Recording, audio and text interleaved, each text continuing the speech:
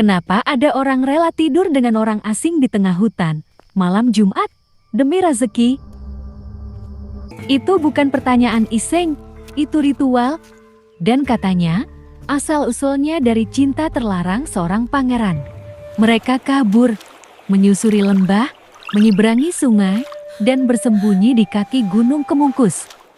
Tak ada istana, tak ada mahkota, hanya tubuh, hasrat, dan rasa bersalah yang tak pernah tidur.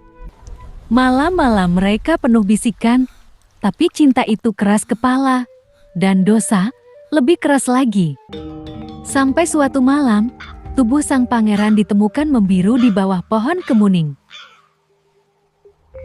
Desa gempar, tapi tak ada yang berani menyentuh tubuhnya. Mereka tahu, kutukan tak mengenal belas kasihan. Seorang perempuan tua datang. Ia tak bicara, ia hanya menaburkan bunga dan membakar dupa. Dan sejak hari itu, tak ada yang berani menyebut namanya. Hanya pohon kemuning yang terus berbunga, meski tak ada musim.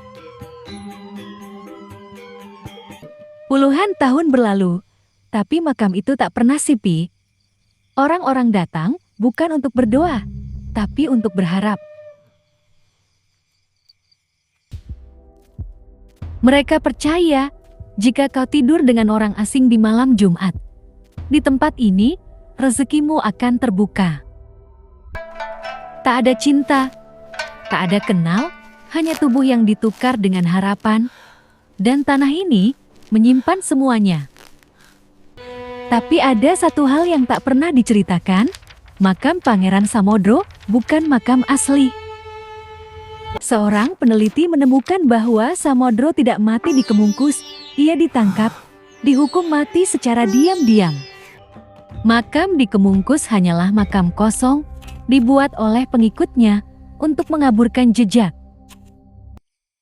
Jadi, semua ritual itu, doa-doa itu, hubungan-hubungan gelap itu, dilakukan di atas tanah kosong.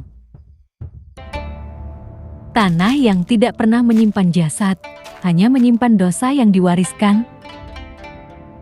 Dan tanah ini terus menerima tubuh-tubuh yang datang dengan harapan, tapi pulang dengan beban yang tak bisa dijelaskan.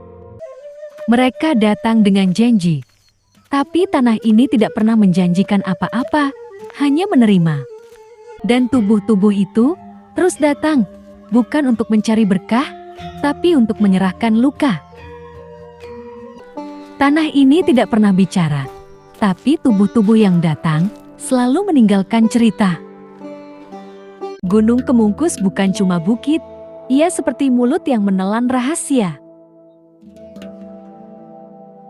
Dan setiap malam Jumat, ia membuka bibirnya menyambut tubuh-tubuh yang mencari keberuntungan. Tanpa tahu bahwa mereka sedang menari di atas kebohongan.